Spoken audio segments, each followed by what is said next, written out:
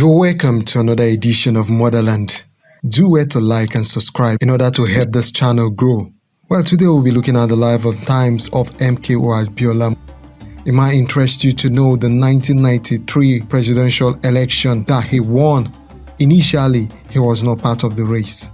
As it is now in politics, where if the chairman of a particular political party comes from the south, the presidency goes to the north. It was also then SDP had Babagana Kingibe against Mohamed Azika. Kingibe, backed by Shehu Musa Yaradua, who was then a force at the head of a major bloc in the SDP.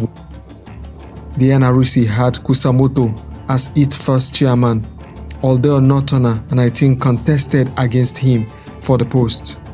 So it was almost certain that the SDP who fielded a southern presidential candidate while the NRC fielded a northerner, but politics is a game of numbers. To digress a bit, both parties contested election from State House of Assembly to gubernatorial and national legislature and were almost evenly matched. NRC had more governors, 16 to 14 in 30 states at the time, but SDP had more federal legislator than the NRC. For the presidential candidacy, Olufalaye, Shehu Musa Yaradua, and several others including Lai Balogun vied in the SDP primaries, while Umaru Shinkafi and Adamu Chiroma were the majority force in NRC. Babangida didn't like any of them and soon cancelled the primary of both parties. Furthermore, all 23 presidential aspirants were banned from contesting again and a new breed was asked to show up. This was how Abiola got into the race with SDP to inherit the Falaye bloc, while Yaradua drafted Atiku Abubakar as the one he would back in the SDP. So that was Abiola's re-entry into politics in Nigeria. He had since the Second Republic become known as a philanthropist than as a politician, donating freely to all Nigerians and picking chieftaincy titles across 68 communities spread all over Nigeria. In 1 year, he donated 1 million naira to each federal university, 500,000 to each state university, and 250,000 to polytechnics. He also became a champion for repatriation, that America should pay African countries for slavery, a campaign he took across the continent and the world. Abiola's reparation cause was so strong that till today, I know some seniors who still believe that his death in the presence of US officials whom he took tea with was not coincidental, because they feared if he became president, he would push the cause even harder for Africa. Abiola donated freely to the anti-apartheid cause in South Africa and the Black liberation cause across Southern Africa, as well as in the United States, where he supported many civil rights causes and endowed chairs in various civil rights research at top American universities. For his efforts, he was honored by the foremost NAACP and the Black American Congress body. Back home, nothing indicates he had any particular fondness for the Yorubas, except that he himself, as a Nigerian, he had to come from somewhere and he came from the southwest. Of course, the Yorubas embrace him, and very tightly so. In fact, money does that sometimes. In fact, kings were scrambling to give him honors. The Olu Ibadan of Ibadan at that time, Oba Asanike, gave him the Bashorun title, and as soon as he got home, the Alafi called him. The Alafi told Abiola that he was to be bestowed with the title of Are Ono Kakanfo, a title that had never been held, along with the Bashorun title, by any living individual prior to that time. Meanwhile, I wasn't there. These are things I read, and many elders also swear by it. The conferment of the Are Ono Kakanfo title, also with Bashorun, didn't go down well with one of the Alafin's chiefs, by name Ashepon, and he headed to court to file a motion to prevent it. Erudite lawyer Afe Babalola was briefed by the Alaafin and he headed to the court to be joined in the matter. They say at that time that such motions are usually passed summarily before hearing from both sides will be fixed, but Afe intelligently maneuvered and claimed that the Alaafin should also have his say before any motion to be suspended the conferment is passed. Afe successfully halted the Ashekpon's motion only 2 days or so to the conferment, for which many international dignitaries had flown into Nigeria to support Abiola, and Abiola became the only Yoruba man to hold both titles. The brief that SDP wasn't accepted in the Southeast is a conclusion of surface political analysis by lazy journalists who like to resort to ethnic archetypes to justify political fallings or success. SDP in truth won only one seat in Southeast, Anambra, through Chukwuemeka Ezefe. But if you research deeper, the SDP should have won heavily at that time in Southeast, but internal politics was often a problem. Take Imo for instance. Otto Nzeribe was the be-all and the end-all of Imo politics at that time. He was in SDP, but there was a political problem.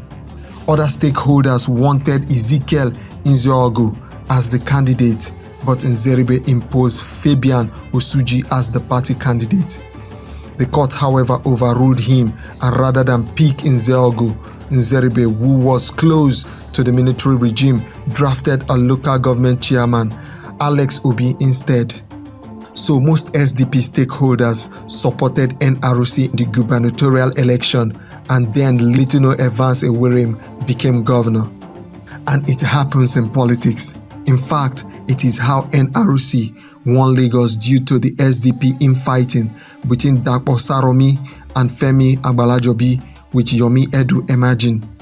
To say that Michael Otedola's victory with the NRC in Lagos was due to the SDP infighting though would be lazy, but that's a story for another day. Back to SDP aspirant. Aspirant vied, but nobody mustered enough votes, so 3 aspirants squandered off. Atiku Abubakar, backed by the Yaradua's machinery. Babagana Kingibe, backed by governors. MKO Abiola, backed by himself mainly and the Yoruba minority, who were still in SDP. Abiola's campaign at the SDP primary was a class act according to those who were there with them in Jos. He and his son had walkie-talkies for communication all over the grounds. He bought hotel rooms in Abuja for all delegates for weeks before the convention, in fact, knowing fully well that if Abiola emerged, he would pick a VP from the north. The Southeast aligned mainly with Kingibe, as Atiku was then little known to them. Abiola then aligned with Yaradua to consider him as second choice candidate, promising to give the VP slot to Atiku. Immediately Abiola won, however, the governors in SDP cornered him and offered him their support only on the condition that he pick Kingibe as his running mate. Kingibe, as chairman, has helped most of them into office. He has relinquished the seat then, however, for Tony Anini. Tony Anini then had to come in with the expectation that a Northerner will pick the presidential ticket of the SDP. But even when Abiola emerged, the difference between the South-South and the Southwest is more readily seen than the one between a Kunari Kingibe and a Fulani Yaradua to outsiders. Usman Tofa emerged as the NRC candidate as a product of the Northern oligarchy, which I should explain. Not all Northerners are part of the oligarchy, but there is a Fulani core of a conservative politicians who are extremely pro-North, perhaps as Afenifere is extremely pro-Southwest. Southeast leaders in the NRC through Sylvester Ugo as his running mate aligned with Tofa. The erudite Ugo had been governor of the Central Bank of Biafra with a very intimidating academic record. So the stage was set: Abiola and Kingibe for SDP, Tofa and Ugo for NRC. The SDP ticket was a Muslim ticket, which was naturally in politics, but the SDP fielded them anyway, and soon an Abiola who had constructed many churches and even donated money to various Christian bodies was soon being tagged anti-Christian in rural grassroots talk. I always say, if you want to know the sexual position in which your father impregnated your mother, go into politics and someone will tell you, swearing they witnessed the act personally. The story that Abiola sunk a shipload of Bibles is entirely a political invention, and one of the deadliest men to confront ever in Nigerian politics was Otto Nzeribe. The man had a long memory like that of a snake, never forgives like Obasanjo, and could badmouth you from house to house like Adegoke, Adelabu. Abiola had the misfortune of clashing with him. Abiola went to campaign in Imo and he held a meeting with Nzeribe in Uguta. Nzeribe asked what his stake was in the SDP, and Abiola offered him the SGF position, which allegedly he had also offered to Ojukwu in a bid to secure his support too. Nzeribe rejected the position. Following the breakdown of talks, Abiola was stoned coming out of Uguta and consequently refused to go back to campaign in Imo State. When Nzeribe asked him to return, Abiola is said to have said that he doesn't need the votes of those who will stone him to win the presidency. Nzeribe took the statement personal and thereafter told everyone that Abiola had said that he would become president without the votes of the entire Igbos. Nzeribe also set up a group called Association for a Better Nigeria to frustrate Abiola's presidential bid. From May 1993, a series of newspaper adverts began to appear calling on IBB to stay in power, and they were signed by Ken Atkins, the name of a British PR agent who had been hired by the ABN. ABB himself wasn't too keen to hand over power and assumed Abiola would never win. Abacha is alleged to have warned that Abiola could win, but IBB dismissed it, saying that Tofa would win. For Tofa, meanwhile, the regime had a plan to disqualify him if he won, on the basis that he wasn't a duly registered member of the NRC in the first place. The party membership number that Tofa had filled into his nomination form was that of a woman, and the regime had made a photocopy of her own membership form and kept it in Adosia, waiting for Tofa to emerge before they disrupt the whole thing. But Abiola was winning. Those who know Anini know that he is a tireless political fixer with wide networks all over the country. In Kano axis, SDP also had Sule Lamido as secretary from Jigawa, and Abubakar Remi was on the ground in Kano, losing the gubernatorial contest to NRC by the Stani-Stabo issue.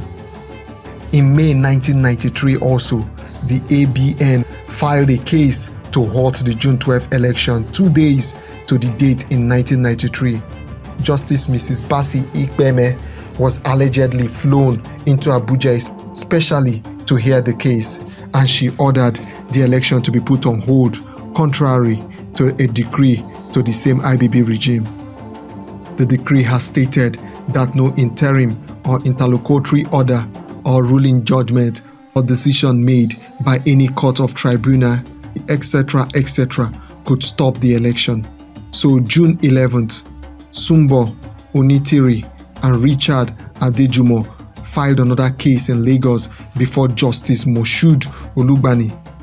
Olugbani ruled that election should go on, and in June 12, roughly 30% of voters trooped out to vote.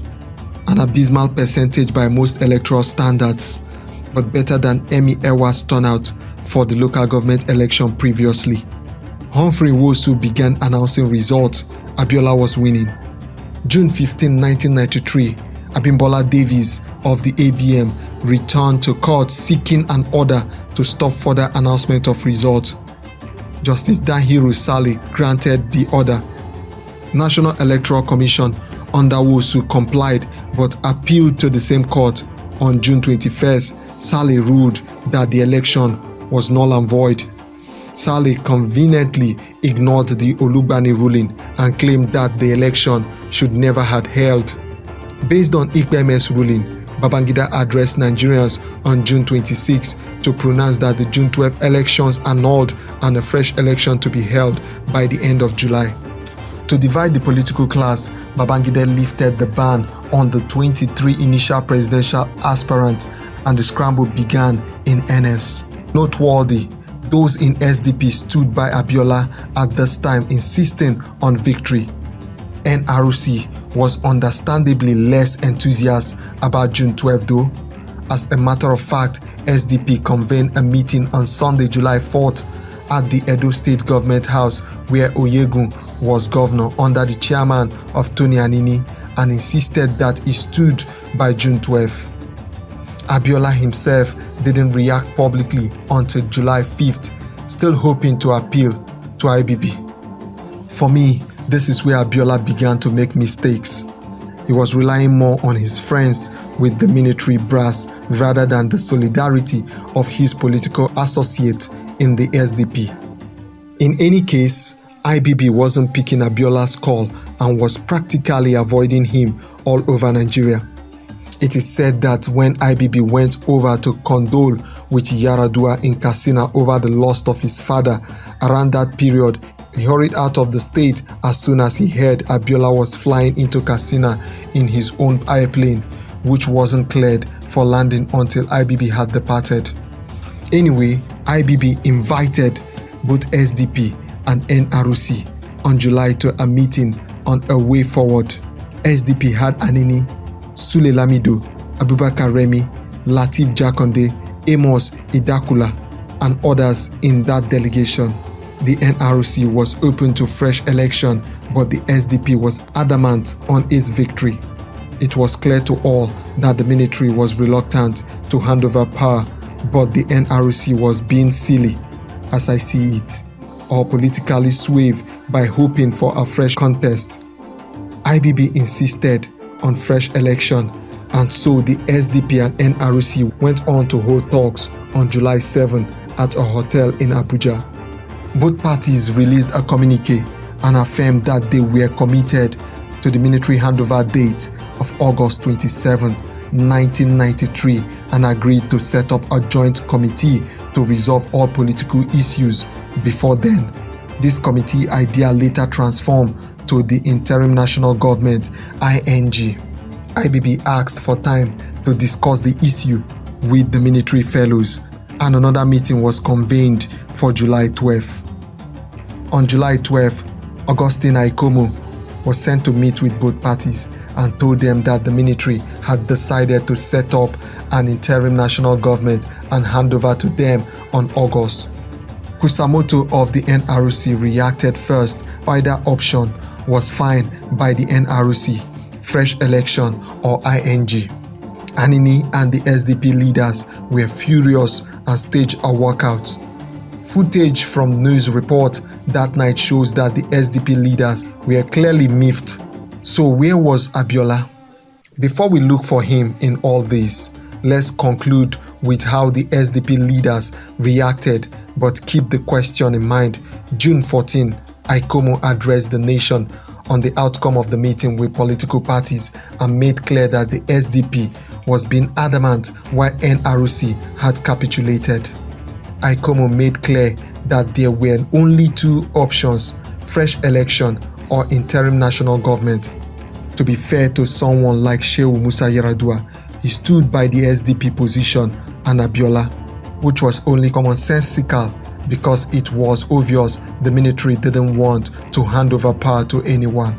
Also, to be fair to someone like Obasanjo, in July 12, 1993, he had formed a group called Association for Democracy and Good Governance and publicly condemned the June 12 annulment, calling for the military to vacate power. So why do many say otherwise? To answer that, let us now look for Abiola in July 1993. He was invited to the meeting of SDP leaders in Edo State, but he couldn't attend. he was shuttling between Lagos and Abuja, trying to get a sit down with IBB in the hope that they could resolve issues directly. By the time it became obvious to him that IBB was avoiding him, he had heard reports that he could be assassinated in Abuja, and when the SDP leaders invited him to be around in Abuja for the party discussions with the regime, he refused and stayed firmly in Lagos. As the politicians were trying to meet, the civil society and Southwest groups had suddenly clung on the June 12 issue, an election which they had initially condemned and asked citizens to boycott, and Abiola was increasingly meeting with them and listening to them, not his party. Abiola began to be convinced for the annulment was because the northern oligarchy didn't want a Yoruba to become president, which may have been true, but the main reason was that the military simply didn't want to go. They had even expected Tofa to win. Tofa's expected victory was also to be rubbished. They had prepared more for Tofa emergence to be dismissed based on valid reports than Abiola, and had expected Tofa to go away more quietly. Abiola wasn't expected to win, and his victory had disrupted their plans. As more Yoruba leaders, who again had all along called the June 12 election a sham, began to speak up and craft the June 12 narrative as an offensive against the Yoruba by the North, they complicated matters even more for SDP, which was still standing by June 12. Abiola was also kept in a loop as much as possible, though, and SDP, as a creation of government, initially was a bone in the neck of the IBB regime. If they were abrogated, it would ruin the IBB transition plan, but Abiola was fighting the war with other new friends outside SDP. With no headway by the end of July and the August handover date drawing nearer, SDP and NRC managed to get the IBB regime to concede to leaving all other democratic structure in place. That is the National Assembly, state governors, and the House of Assembly, as well as the local government structure. On July 31st, IBB inaugurated a tripartite committee to oversee the rest of the transition program, with ICOMO as chairman and other military folks like David Mark on it, as well as representatives from the two parties.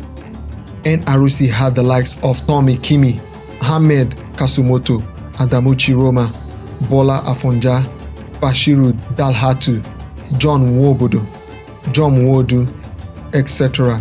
on the committee. SDP had Anini, Sule Lamido, Shehu Yaradua, Dele Cole, Okechukwu Odunze, Abubakar Remi, Amos Idakunla, and so on as their representatives. For the August handover, this committee agreed to set up the ING. The thinking with the SDP was that once the military hand over to a civilian government, it will be easier to win the battle for June 12. SDP tried to push Abiola to head the ING, but the military rejected it. The ING proposal was taken to Abiola, and he agreed to it as a way to get the military out of government, but refused the SDP to let go three specific positions to the NRC.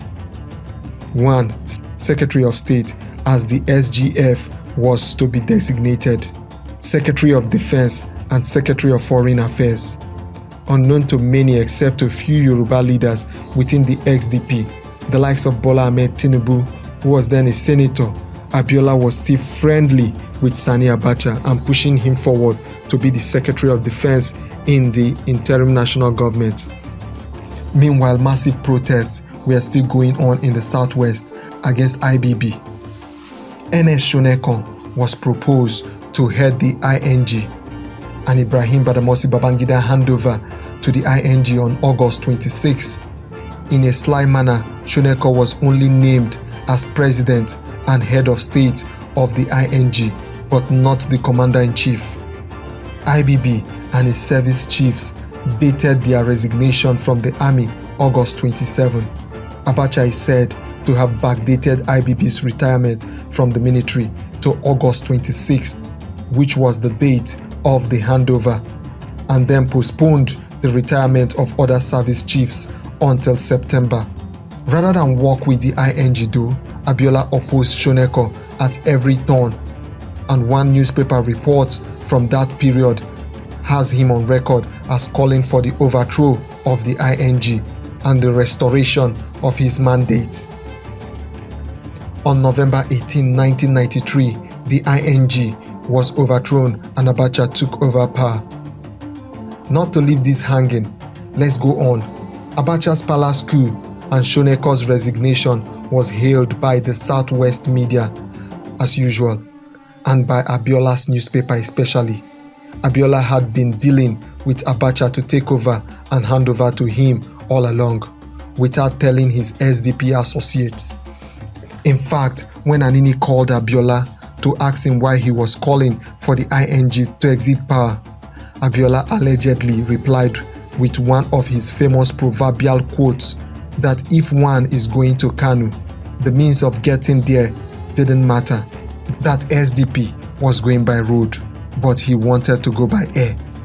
Abacha's opening gambit put Abiola to sleep even further. Abiola personally nominated some of those who serve on Abacha's cabinet, like Ebenezer Babatope, who until this time was a core member of Awolowo's political family, which had now embraced Abiola fully as a Yoruba. The plot of Abiola's air trip, as per the proverbial quote, Abacha got into power and consolidated his hold. He dissolved the National Assembly, stunning the likes of Bola Ahmed Tinubu, who had been going to meet Abacha with Abiola all along. He removed all the governors too. The governors were removed in March of the following year, but by December of 1993, Abiola had begun to see Abacha's game, and on January 2nd, 1994, Tel magazine ran the headline, "The Return of Tyranny. Abacha bears his fangs." Abacha's goons seized 30,000 copies of their magazine. In February, Obasanjo delivered one of his now famous State of the Nation address in which he lambasted Abacha publicly. These things are on record, but the Southwest political establishment monopolized the June 12 struggle. Consequently, NADECO wasn't even formed until May of 1994. Obasanjo compared Abacha to one member of a group that had decided to help a blind man cook soup only to return to the blind man's house after all others had left and steal the pot of soup. Again, this is an address that was delivered publicly like he did to Goodluck Ebele Jonathan and Buhari. The tussle continued. Yoruba leaders called on Awois, Ebenezer Babatope and Lateef Jakonde, as well as Abiola's lawyer, whom he had nominated into the Abacha regime, Oluonogorua, to resign, but the men refused and stayed on as ministers. Abiola at this time was moving freely. About a year after June 12, 1993, Abiola suddenly surfaced in Ekpetido, surrounded by core Yoruba leaders, and declared himself president and commander-in-chief of the Federal Republic of Nigeria in what is now known as the Ekpetido Declaration, based on his June 12 mandate. This was a heroic act, full of courage but badly planned. His nationwide and political support base had been badly undercut, and he had unwittingly restricted himself to the Southwest. Soon after his declaration, he flew out of the country, but again, heroically, he returned. Upon his return, Abiola was promptly arrested by the Abacha regime for treason. Abiola's arrest on June 23, 1993 was followed with further outrage as Nupeng and Pengasson went on strike, followed swiftly by the NLC. Street protests and the unusual crackdown from the military also followed, but it was mostly restricted to the Southwest and few other places down south. Various court cases came up. One had Soyinka asking the court to declare Abacha's regime illegal, and one applied for Abiola's release, and it may have come from some members of his family, but Abiola was not represented and his lawyer, G.O.K. Ajayi, was not aware of it. Abiola was granted bail in that case by Justice Abdullahi Mustafa, who was brought in from Benin to Abuja to sit on the case on Thursday, August 5th, 1993. But to some, the case was on the 7th, a Saturday. The bail condition forbade Abiola from holding any political discussion. The case and the consequent bail was seen by some as Abacha's gambit to get Abiola to abandon his mandate. Abiola was made aware of the bail condition through his lawyer, who hadn't even been present for the case, but he rejected the conditions and chose to stay in detention. A minority think that he should have taken it, but there again, you have Abiola's unwavering courage on display. He chose to stay in detention rather than come out unable to discuss his political mandate with anyone. Abacha meanwhile began to make plans for a new political order. To discuss Abacha's regime would make this so long a video, even longer, so I will just chip in the bits that are incidental to the June 12 story and necessary to understand the context of the time and why players may have made the decision they made. Various human rights and pro-democracy groups by this time had fully hijacked the June 12 struggle, an election which they had opposed at that time, and the hijack wasn't ill-intentional, but it sidelined the politicians, and many of them were consequently blacklisted. The truth about Afenifere is that most of them were very much incapable of seeing political events in Nigeria apart from an ethnic perspective. To them, everything done against June 12 was done because Abiola, a Yoruba man, won. This wasn't wicked on their part, just how they saw it. So the June 12 struggle became easily isolated to the southwest, with a few radicals from all over the country also joining it, as they had all along been calling for the military to exit power. From the southeast, you had Ralph Obioha, Zeke's cousin, Bubu Nwansisi, retired Admiral Ndubisi Kanu. Ebitu Ukwem was also there. Not sure he was southeast or not, though, but cross-check, and you had Otto Nwankwo, who was very frontal with the matter and formed the Eastern Mandate Union. Very great man with a calm but fiercely resolute disposition, an absolute rock of a man solid. From the north, you had the likes of Balarabe Musa, who was arrested a few times, Abubakar Umar, Shehu Sani, Gambo Sawaba, a woman whose opposition to the military was from a point of opposition to any government that was high-handed in how it treated citizens. Anthony Enahoro, and particularly Alfred Rewani, a dogged Awolowo Akoti and financier who hosted many meetings of the National Democratic Coalition. A small digression to handle the various acronyms that came up at the time from civilian society and various groups. The history of activism in Nigeria started with various professional unions such as the NUT, ASU, NUPENG, NLC, Pengasin, and Co. It wasn't until the IBB regime that independent and non-professional union groups started to come up, especially with Beko Ransom Kuti's arrest. Beko had become radicalized with a professional union himself. As head of the Nigerian Medical Association branch in Lagos, CLO was formed first in 1985 with Olisa Agbakoba heading it, before CDHRO came on board in 1988 with Femi Aborishade. On those ones, those who were insiders will know more. The Constitutional Right Project broke away from the CLO over claims that some people were receiving international funding but failing to declare it to the group. Anyway, factions kept on coming up and mutating really quickly. Almost all activists headed their own groups. This was in the late 80s, though the early 90s. So by the time Abacha took over power, many civil rights groups were active and virulent, and Abacha tried to put them down with every brutal methods of arrests, random shootings, and outright assassinations. To aid understanding, let's divide the opposition to Abacha's persons into three really broad groups. First, you had the core activist groups, which were pro-democracy, the anti-military, pro-human/civil rights, but not necessarily pro-Abiola, except that June 12 was now their major issue. Second group would have the pro-Yoruba groups, who were pro-Abiola only because he was Yoruba, anti-military because they wanted the military to leave and Abiola to be installed as president.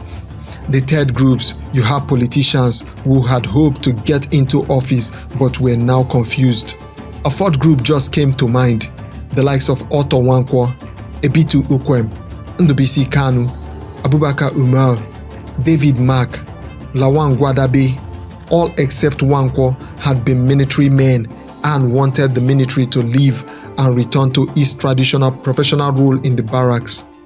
They of course granted interviews against Abacha, which were seen as pro-democracy, but they had been part of the military system before. To be fair though, their position made things difficult for Abacha, and much of the looting info from the regime was got through them.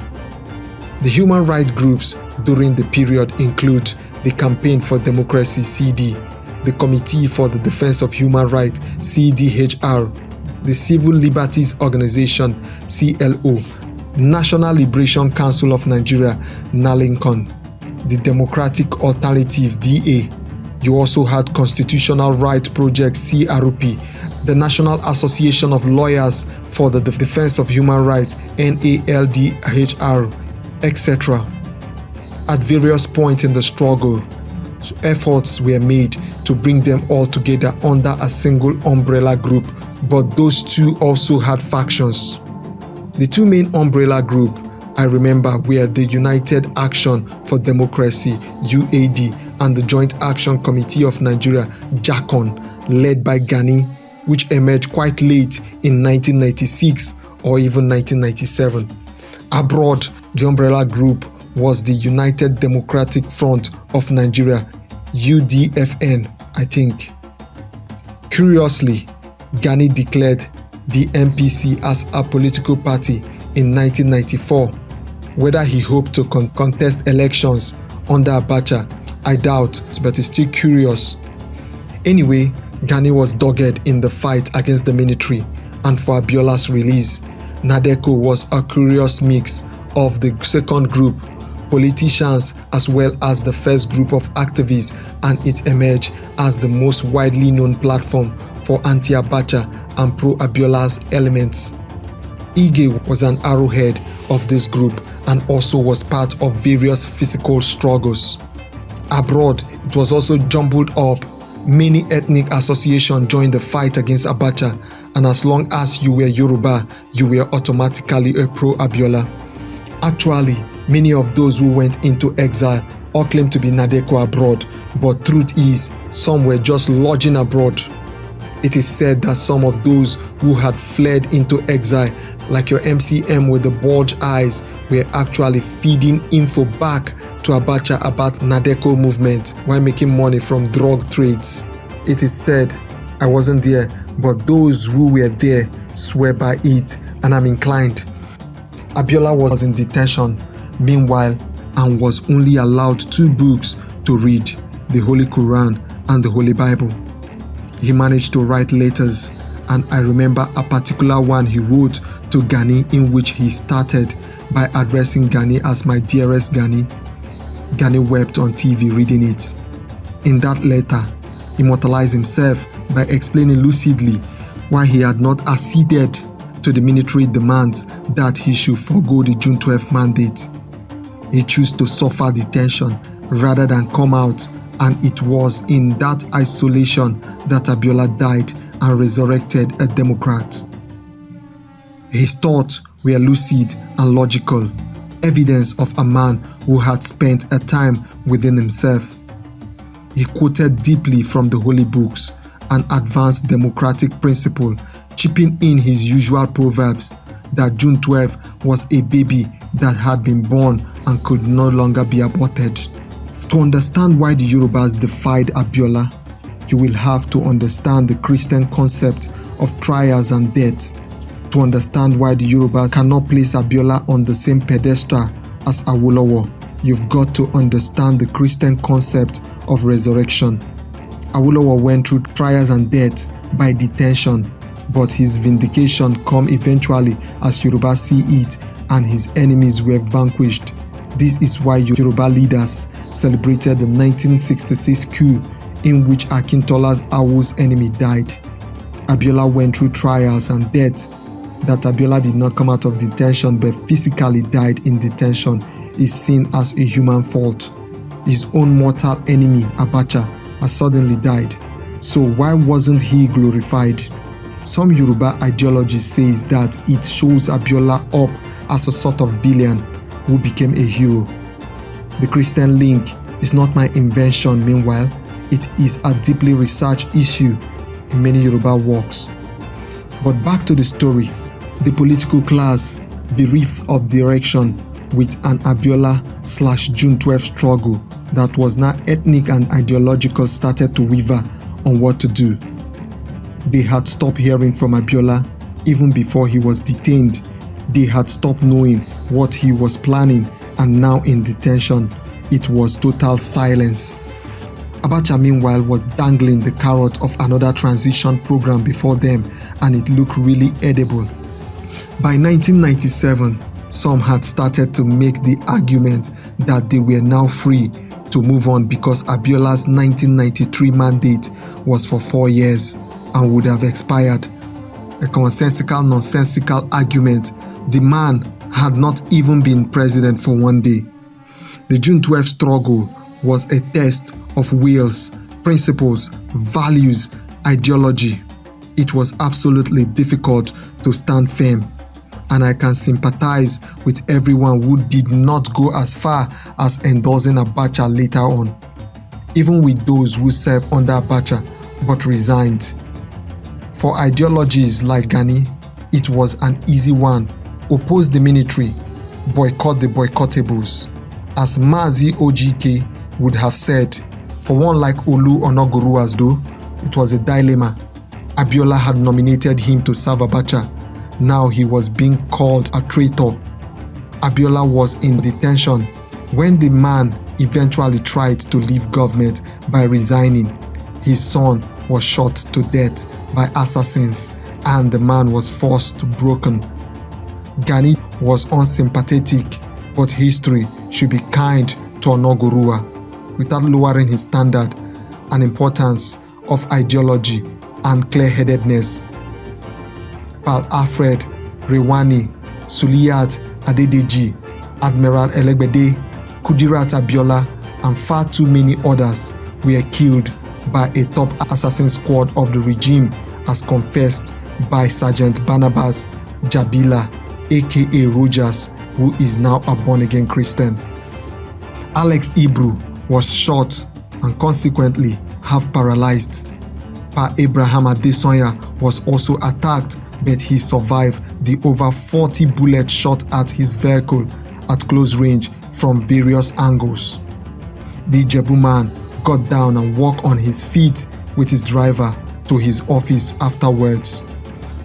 The next day, the driver resigned and Papa wondered why. Papa is said to have told people that didn't his driver know that as long as the egg remained in the belly of the chicken, nothing could ever crack the egg without killing the chicken first. Àwọn Ìjẹ̀bú. Anyway, the killings were very serious and dastardly at that time. The crackdown was also brutal. Yoruba men were considered to be Nadeko members, and all Yoruba leaders were routinely harassed by military governors. Onyera Gulam is said to have gone into Pa Ajasin's house in Owo and threatened Baba until the old man cried. He got his though. One death I will be loath to miss in this reconciliation would be that of Shehu Musa Yaradua in detention. One quick detour to talk about him before we come to round this up and link it to modern day events. Shehu Musa Yaradua was a very great man of blue blood and much wisdom. Shehu was a part of the northern oligarchy And by the time he started to ascend in power, the reality of one Nigeria dictated that the North should adjust to power sharing and friendliness to other ethnicities, and he was quite accommodating, but surprisingly no less pro-North. His office as 2IC to Obasanjo in the late 70s was where Mamman Daura and Ibrahim Tar started to learn along with a few others. Shehu Musa Yar'Adua himself was remarkably more brilliant than they in working as Fulani in a diverse nation, judging by what Daura has become today. Shehu Musa Yar'Adua did not hold back against Abacha like other Fulani leaders sometimes did. He had given his words to Abiola and he never wavered. In fact, when IBB annulled the June 12 election and lifted the ban for old politicians like Shehu Musa Yar'Adua to come into the race, he didn't take the bait. Another person who was like that was Ibrahim Dazuki, Sultan of Sokoto. He opposed Abacha, some say for personal differences though, and supported Abiola's mandate. His son, Sambo Dazuki, had to flee from the country, and the man himself was deposed as Sultan over this issue. In the face of this, one then wonders why Abiola allowed the June 12 struggle to become an ethnic one. But let's finish first before we analyze. Shehu Musa Yar'Adua was killed in detention. Many accounts say he was injected with a deadly substance meant for him and OBJ, but Obora Owu resisted. In the magic movie, The Prestige, the script mentions the dawn as the moment of actual magic, where the promise begins fulfillment and finds expression as the prestige of magic. In my mind, the dawn was in 1997 when 9 men decided to meet and aligned. At this point, the Abacha transition was ongoing and 5 new parties, which Ige called 5 fingers of a leprous hand, were in play. Old-time politicians, majority abstained because they knew Abacha wasn't ready to go, but new politicians joined and started political activities. Suddenly, all the parties started adopting Abacha as presidential candidate. Again, one of the very, very few men, I think there were only 2, in fact, who resisted him in the political parties were MD Yusuf, then of the UNCP, I think, but it can be googled by interested readers. As an aside, I always encourage people that watch to Google so they can study these things even more extensively than I can talk about, and if you follow it, you can even research deeper as you click for further clarifications on some of these personalities. Anyway, the moment it became clear that Abacha was planning to transmute into a civilian dictatorship, that I imagine would have run the way Buhari run his own. More politicians started reaching out to form alliance across borders and resist Abacha totally. For those 9 men, they met in Lagos under the chairmanship of Alex Ekwueme, and the meeting had the likes of Bola Ige, Francis Ella, Jerry Gana, Adamu Chiroma, Abubakar Remi, Solomon La, Sule Lamido, and of course Eyocha Ayu. Now you see why I love Ige. He was the only Yoruba. Ige, more than any other Yoruba leaders of this time, understood the essence of working cross-culturally, and it's a lesson I can never fail to imbibe. Many of his associates in Afenifere could never understand this and felt he was a traitor for that reason, but Ige was dogged. According to Lamido himself, Ige at that meeting frontally accused the northern leaders present of working for Abacha. Why else had they kept quiet all along? Remy, of course, was a caustic of tongue as Ige, and he also countered back quite strongly. Ekwueme and Lamido intervened and said since that was the opinion, the northern leaders should go back to their homes and issue a statement condemning Abacha in totality. This was done, and a meeting of the Northern G19, one from each state of the North, was convened. A statement was issued by the group condemning Abacha. This group thereafter resolved to integrate with the South, which states were also mandated to pick one representative from each meeting, 36 in total, and by a twist of fate, what should have been G36, however, became G34. On the day of the meeting, Remi and Lamido, who traveled together to represent Kanu and Jigawa respectively, were arrested by Abacha goons. Remi was sent to detention in Ilori, Sule was sent to Maiduguri. So G36 became G34 but had 36 members, 2 in detention, as though the God of Nigeria's creation referred in the second stanza of the national anthem was waiting for this show of unity and cross-cultural condemnation of Abacha. He seemingly intervened and Abacha died mysteriously. While jubilation broke out in Southwest mainly, Abacha died on June 7, 1998. The jubilation was mad. Strangers hugging each other, explosive fireworks being thrown. In Juno, those ones they call banger or knockout, car horns blaring, an air of freedom come, and in that moment I understood democracy. Curiously, rather than release Abiola, the military regime headed by Abdulsalam Abubakar held on to him but allowed him better detention facilities and access to more visitors other than Ore Falomo, his personal doctor. Calls for his release were ignored. In a normal procedural country, Abiola should have been released to claim his mandate, but the military was still trying to get people to tell him to abandon his mandate and let a fresh political process start. Abiola asked to first be released to consult with his associate, Emeka Ayoku of the Commonwealth and Kofi Annan of the UN, who had been married to a Nigerian, were brought in to negotiate with Abiola. So isolated had the man been that he didn't know that the new UN Secretary General and asked what of the Egyptian, referring to Boutros Ghali. At another meeting on July 7, 1998, this time with American diplomats, Abiola suddenly slumped and died. Some say he had tea with them and died. Some say he suddenly felt hot and asked for a tea break, then collapsed and died. An autopsy revealed cardiac arrest as probably the cause.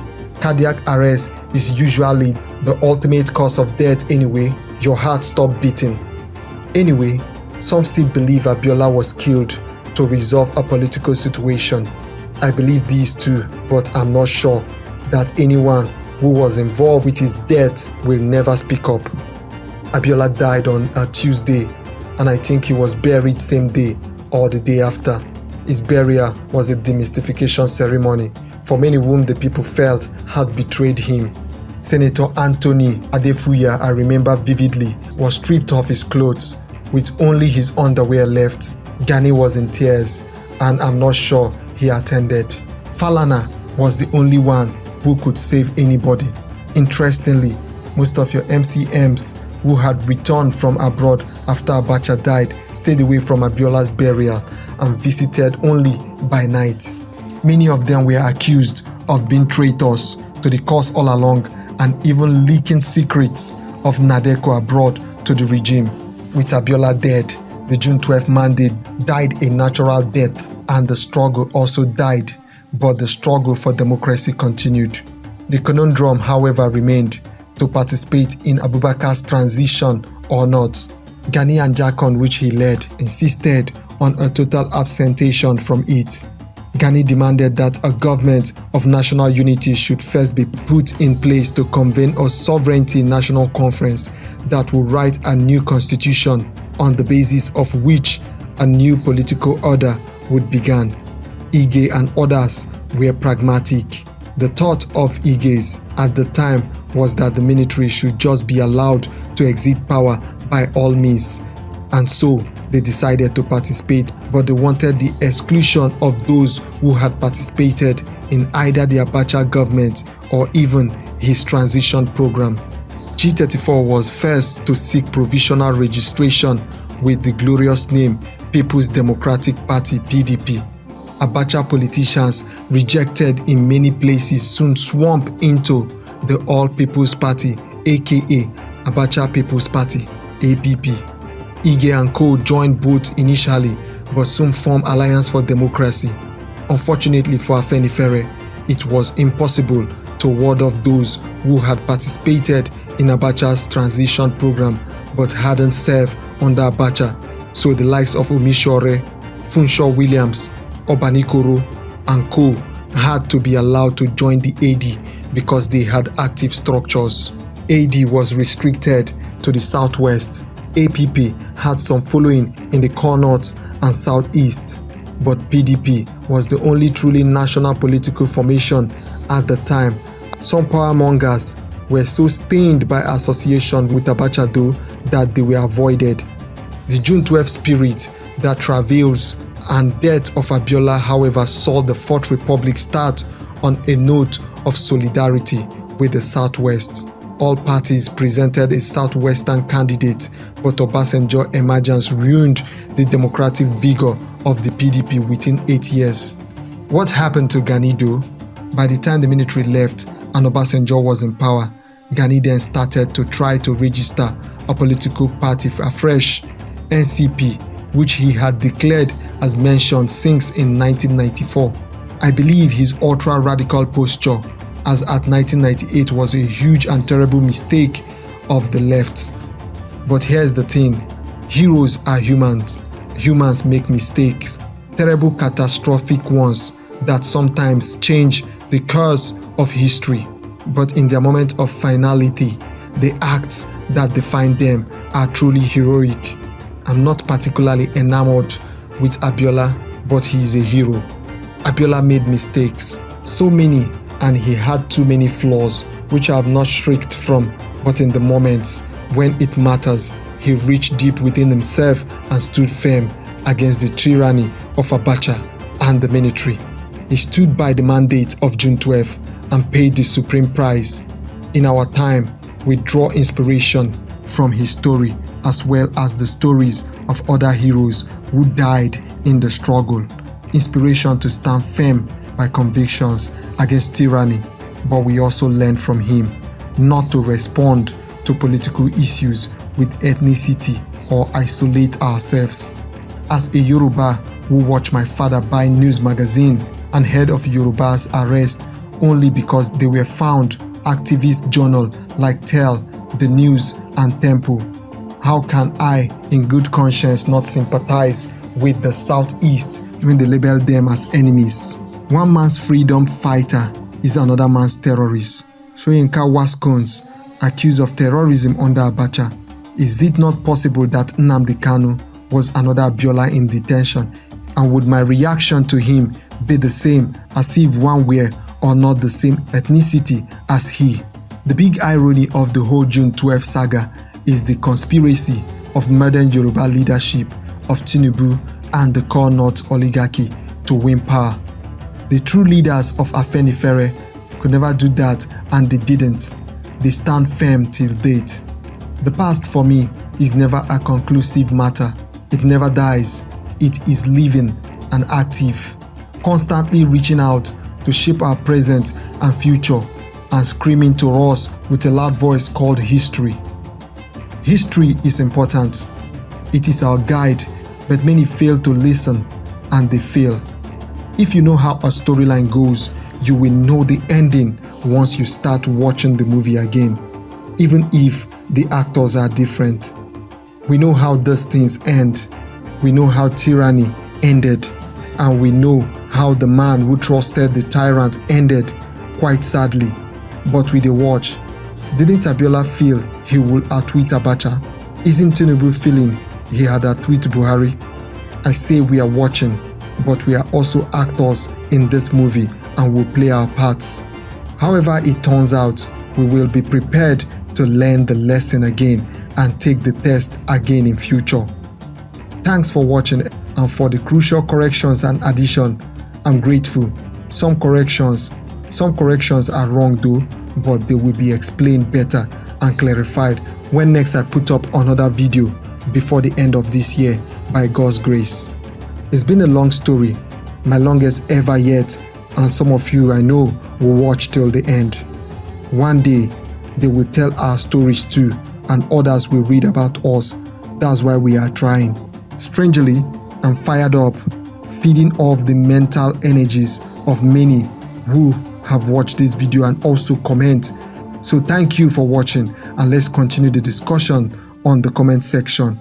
But don't forget to subscribe, because we have a target in order to keep this channel running. And we'll be glad if you do subscribe, like and comment. If possible, share the video in order for us to grow. Until we meet again, this is Motherland.